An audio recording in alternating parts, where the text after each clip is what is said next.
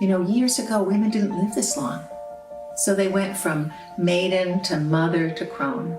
But we have these 20 or so years after the active years of motherhood or mothering in our career, when we really are in our queendom, where I've let go of caring so much about what other people thought, about making sure that I look the right way. Now I'm much more coming from what I want to say, what I believe in, what I know is important, how I want to advocate for the world, for my sisters, for people in my life. I'm much more about that inner knowing, that wisdom, that sense of confidence than I've ever been before. I am Mary Campbell, and I am a channel for divine love. I show women how to live in the wealth of their grace, joy, and mature confidence. What makes you really captivating after 40 is the inner beauty you cultivate now.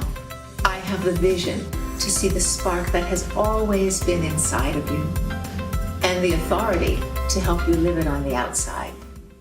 Before I had a certain outer appeal, and what I know now is that there's a beauty that I have within me. I call it divining beauty because it's really divining this depth of beauty inside that you cannot have at 35. You haven't gotten there yet. By the time you are 50 or 55 or 60, you have the possibility to come into the world in a way you have never known before. You have the capacity to be a light to others, to be the light of love, to be the light of a courage, a tenacity. You know what you believe in. This is not something you can find early on. It's something you've had to live. You've had to struggle through real difficulty. You've had to cry enough tears so that you actually have the authority to come through with truth and as a voice that speaks that kind of authenticity. So that's what we have now. And this is not to be minimized by something in a magazine or some sense that we're looking at that says that being young is what's most important and what we need to chase after. It's the beauty we have now that is attractive. It's what draws to us the life we want. And it's the kind of life I'm living, which I'm stunned by because so many things have gone down that don't look so good on the outside.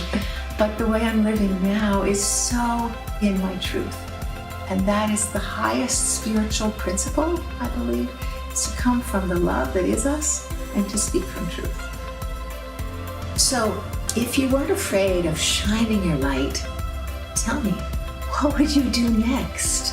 What is it that's waiting for you? What is it, the edge of the next possibility, the next dare you've been afraid to make?